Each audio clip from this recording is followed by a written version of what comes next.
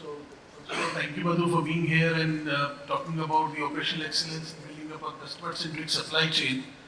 And there are two topics which comes out of this heading. One is the operational excellence, second is about customer-centric supply chain. So, in this, we all know about Asian Paints and the way they have built up their, I should say, customer journey, the way they have automated their customer journey, the way they have, I should say, put the excellence in the customer journey. And with that, you need a supply chain. You need to fill the products. And as this paint industry, in a way, is constantly evolving in India, how do you define the customer centricity in your supply chain? And that will be my first dialogue, first question, which I'd like to ask you. Thank you. First of all, thank you very much for having us here, Asian Paints as such. We have been long-term partners with SAP, and I just want to mention that all of these customer journeys have all been made possible along with SAP through the last couple of decades. To answer your question, so we have been weaving customer passion into all our processes, any decisions that we take for quite some time. I just want to make one small correction to what you had mentioned when you said paints is a very important Industry is evolving. yeah. Industry is So I evolving. just want to make a correction that Asian Paints, we're no longer into paints alone. We're also moved into the decor space. The entire home decorations area is what we are looking at this point in time. That makes us and brings us much more closer to our end consumers going forward. So your question becomes even more relevant. So we have slowly started the movement from B2B to B2C right now. Right? So we have our dealers who were our customers earlier. Now we are also directly having services which directly impact our end consumers. We have these new areas in decor, home decor, which is also helping us to directly interact with customers, our consumers. All of these have been having a great impact on how we tailor our supply chain also towards that. Let's take the age-old process that we had, practice we adopted. We knew that the end consumers who come to our stores, the dealers and so on, they want to have flexibility with respect to colors, with respect to choices and so on. So you would have seen those ads where we had given the opportunity to them to create their own colors on the fly, which means that we want to also have a supply chain which backs up that kind of at the point of sale, what kind of flexibility that the customer has. Today, with all of these digital implementations, keeping the consumer in mind, the customer in mind, we have put together quite a lot of technological innovations, which keeps giving us feedback, which allows us to understand what the customer wants with respect to characteristics of paints, the products that they are selling, and how do we source the relevant materials which help us in satisfying the customer's preferences. So I think this is the way in which we have evolved over time, and it's become ingrained as part of our supply chain journey, strategy, whatever we want to call it, but it's part and parcel of it. Yes, certainly the journey you have and the way, I should say, Asian Paints is re-evolving, redefining itself as a whole home decor company, as we call it now. I think that's a way, if I say all things which go into a home, that should have an Asian Paints into it. Some time back I used to call Reliance, everything. That's kind. So basically Asian Paints going into home decor, the products you have, the way you want to push them, certainly makes a lot of sense on how do you define the warehousing strategies. How does the agility in warehouse creates this kind of a customer-centric supply chain? I think that's how Asian Paints is trying to do that. Is SAP having a role there? Maybe that's kind of a second question to you on that. Sure. We have been using SAP's products. Like I said, the partnership with SAP has been for quite a long time. We have been using SAP's EWM, Extended Warehousing Solutions, for almost 15 years right now, roughly. Right? We started off with WM, and then slowly when EWM took over, we embraced it wholeheartedly, and now we have EWM-enabled warehouses for almost all our manufacturing locations, for all our godowns. It becomes extremely important from a service standpoint. The speed at which we would want to replenish our customers. Our dealers expect availability of stock at all points in time. And that means that anything which is upstream for us has to be at that kind of speed to make sure that the trucks or the deliveries happen perfectly. EWM has been providing us with a lot more capabilities than just allocating and keeping all our materials. It gives us the flexibility to write out custom algorithms, which optimizes the way in which your crane systems, your automation systems can actually perform, right?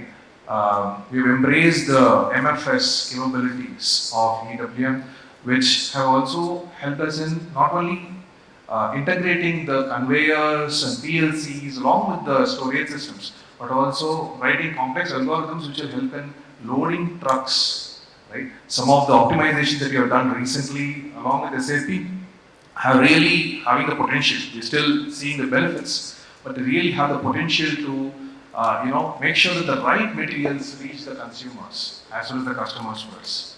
Yeah, that certainly is important, the MFS integration and I should say picking, packing and those kind of things, which makes really the difference because speed is the key.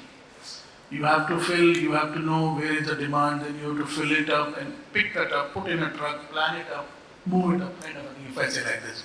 That means with the kind, if I say from a supply chain perspective and the way business you are in, what kind of supply chain you have, like how many dealers and how does this whole supply chain works? You know, kind of the network of the way, supply chain you've set up. And the way the role of, if I say warehouse, role of transportation becomes very key there. So maybe on both sides and defining the supply chain network you have may be very important here. Yeah. I mean, though we have moved into the TechOS space, the supply chain network remains almost the same. We have been leveraging some of the capabilities we have built over time. So we have our, if you come from the consumers, the end consumers get their materials from our dealers. We have around 70,000 plus dealers across the country at this point in time. And those dealers are serviced by some 150 depots, which are also scattered across the country in strategic locations. And those depots are the places are the point of sale for us. They are the customers. They used to be our B2B customers. And now, like I said, we have moved closer to consumer as well. Now, these depots in turn are fed by, we have regional distribution centers in some cases for, depending upon whether materials are slow, fast, categorizations happen. And a lot of cases we do direct dispatches to the depots as well from the manufacturing locations. So we have 8 manufacturing locations across the country, and this is the powerhouse where the entire supply chain actually starts. Now we have all our data warehouses housed very close to the manufacturing locations, very adjacent to them, which actually makes it. This is a strategic call which we decided that agility has to come out from that location itself, and they have huge warehouses that house close to around 4 lakh kiloliters of paint at any point in time.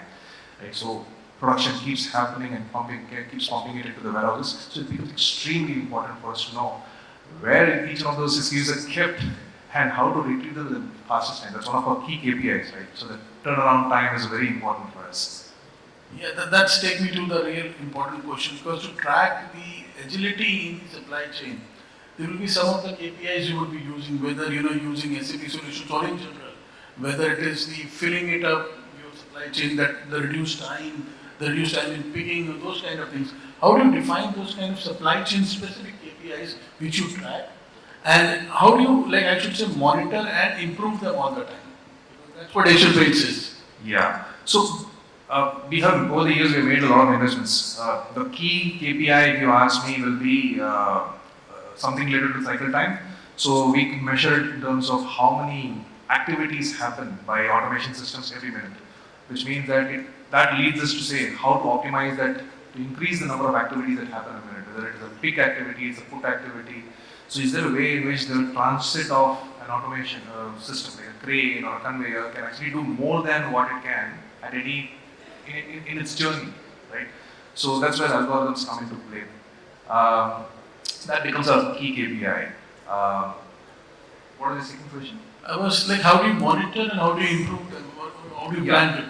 So from an improvement standpoint, we have a lot of investments which are also made with respect to automation systems. There are specialized warehouse cranes and systems which allow you to do, sortation, which is what is called, how do we manage partial pallets, because which is very critical for it, because not all trucks can be loaded with full pallets and so on. So is there a staging area which can be well managed and optimized? So we made a lot of investments, partnerships along with these automation systems across the world. and we have specialized algorithms built along with SAP on those aspects. Yeah. That's what I was coming to specifically, coming up to transportation planning. Now, space planning, load optimization, truck planning, those kind of things, which are crucial, if I say, to fill your supply chain. And I don't know, like how SAP is helping you in that, or how is it providing you special algorithm or certain ways of optimizing techniques? How SAP is helping you to, I should say, make it fill your chain with better planning, because you have picked the product, but now it has to move. So now the move side of it.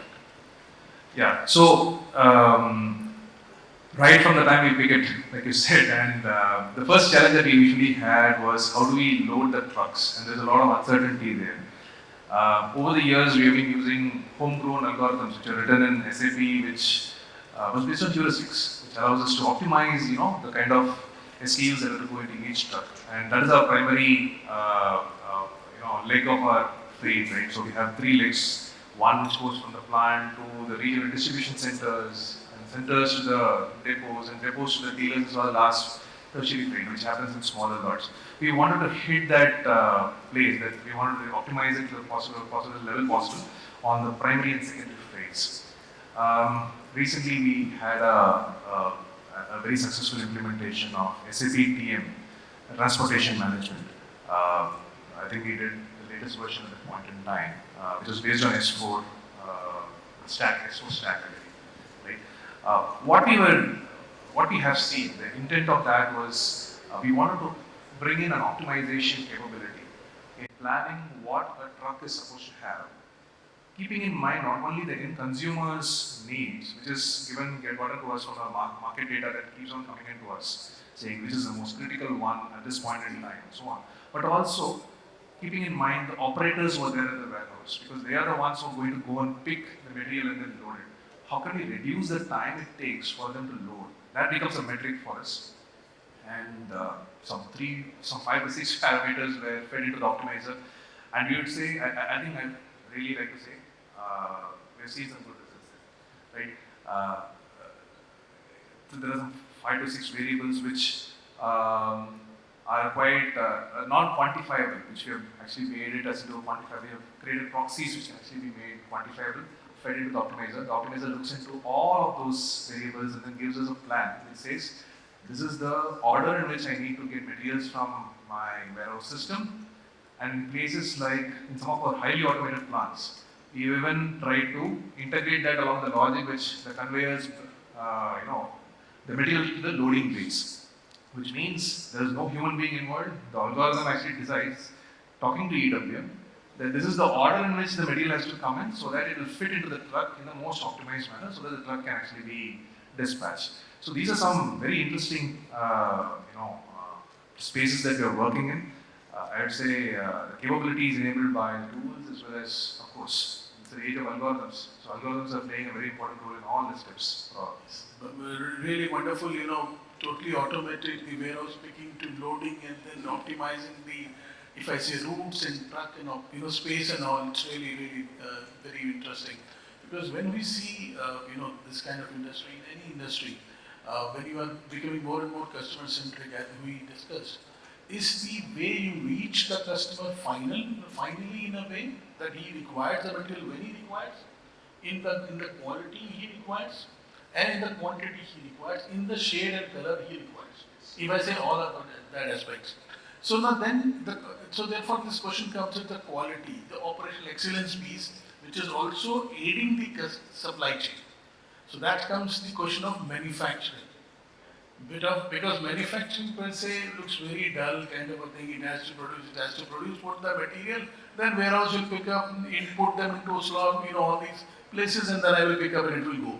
But in manufacturing, it's very important that you have predictable quality, you have predictable process control, and you are able to know when any exception happens.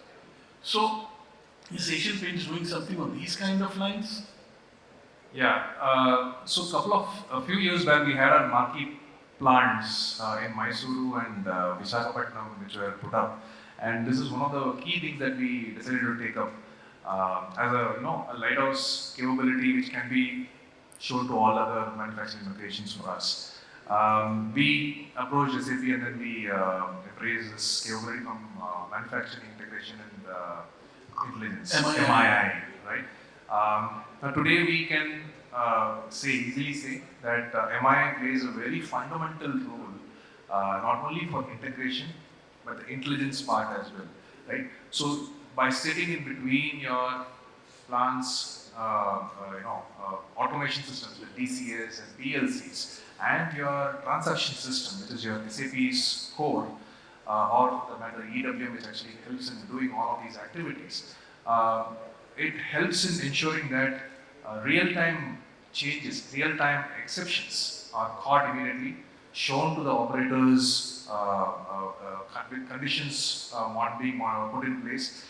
We had created a whole area of condition monitoring as a paradigm based upon this capability. So what it means for us is whether it is operational OE-based alerts, whether it is exceptions with respect to small changes with respect to temperatures being monitored and so on. I would say the entire IoT capabilities that you want in our manufacturing locations is now powered by MI at this point in time. So it becomes a very fundamental capability which bridges the gap which is actually there. Instead of us directly talking, there's a place which can aggregate, have some intelligence, build some intelligence on top of that, build visualizations on top of that, and give it to the operators. I think that's been a wonderful journey. Yeah, I think it's like sense and respond, Yeah. or data to insights, if I say. But then over and above that, there are process control parameters which are also there, which are, temperatures, speed of the stirrer, or those kind of things which are happening there. So all these things contribute to the quality of the batch being produced. Now, do you put some kind of intelligence, use some algorithms to come up with like, this is a golden batch, this is something like this is the parameters I need to maintain to get this kind of a batch, and then continuously monitor them. So such kind of scenarios which are more intelligent manufacturing. It's good that you brought this up. I don't know how, I mean, it is quite recent that we had actually done this. So what we had done is, we had partnered with a few Silicon Valley startups, basically in the analytics domain. What we do is all the information that is collected in MII from our DCS and so on, that gets routed to the cloud, and this steady stream is analyzed continuously. And like you said, golden batch was the first example that we actually took. So it analyzes all the parameters that MII has captured over life cycle of a process order. If it's being a process industry, it's all about process. That becomes the entire that becomes a key entity to monitor, right? Right from the time when a material is taken from the silos to the point where it's actually getting dispatched. The process order becomes the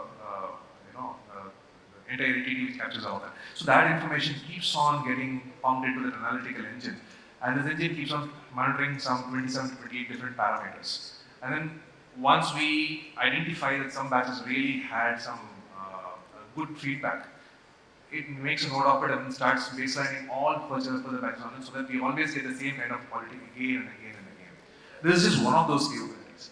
There are a few SPCs that we have actually enabled within MII itself, process control metrics and so on. And MII by itself throws kind of alerts to people on the shop floor. Says, you know what, this is going out of control and so on. Just do some corrections on that, so that you bring it back within the limits. So yeah, interesting times. Yeah, actually, that's where I should say the more, as you automate your supply chain, you reach a point that you need manufacturing to be more sustainable, more predictable, and efficient in a way, and productive, if I say. So in that regard, I think my last question would be on you got many decent amount of assets, if I say. Similar kind of things you do also for your assets, like running them predictably or managing their maintenance activities. How is that done there?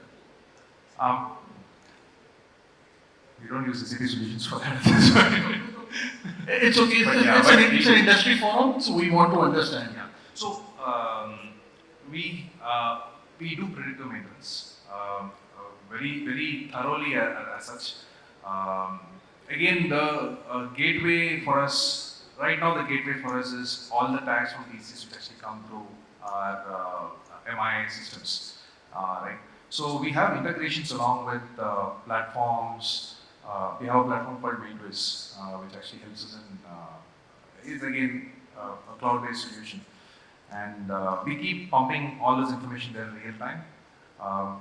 We have parameters and rules which keep on checking as to, based on the tags that keep coming from the machines, as to, say for example, if you're maintaining the number of hours a particular inch machine has actually been run, it automatically creates a maintenance order after a particular point in time has been reached, and it percolates that to our core ERP system as well, and says that you know what, this particular resource or machine is no longer available for you, and there is an order which has been associated with this, which is also there. So the entire life cycle gets beautifully streamlined as such. So I think multiple systems get involved here. Core ERP, shop floor automation systems, shop floor monitoring systems, and your specialized systems which actually make sure your maintenance activities are taken care of. It's extremely important. Yeah, extremely important, because that's what the topic was, operational excellence for building a customer-centric supply chain. So that was my take on how does, because Asian Paints, if you look at Asian Paints, everybody says the company for supply chain, but then there has to be background to it, whether it is agility in warehouse operation, whether it is in the transportation planning, or whether it is the back-end manufacturing and asset management. So all of these contribute to building up your supply chain, if I say. So I think this is what my questions and discussions with you. So I think your remarks on that. So that. Yeah, we've still not reached an end state. I think we're just evolving. Technology is evolving, and we find that in all of these forums, we see a lot of new ideas coming up every year, right? Some of them are old ideas which have been refined to the level where it can actually be put to use immediately. Some of them are completely wacky, but nonetheless potential opportunities for us to tap into, right? So that's why I keep saying, even in an area like you mentioned, it's a very slightly more mundane and boring area like manufacturing. I beg to differ. It's an area which is happening, and that's where I'm a manufacturing guy. So for me, that's a key. Yeah. So whether it is supply chain, which is a more the place where people are more interested, where you can actually put a lot of technology to use. It's a manufacturing place where things actually happen, where the rubber hits the road, right? So you may plan a lot. If it doesn't support you, nothing will move. So I think the manufacturing as an area is ripe for picking, and all these technologies and the partner ecosystems that we have along with SAP or anyone else for that matter, the rich amount of work is actually going on, ready to be tapped. I think that's the key to successful manufacturing. Yeah. Thank you, Madhu, for all your taking your time today and for enlightening us with the initiatives you are taking, because that's the way I think industry has to think, not only producing or filling, it has to do it sustainably, which I didn't take point here because this was not here, but safely, sustainably and predictably, the whole operational setup of a company. So thank you. Thank you very much.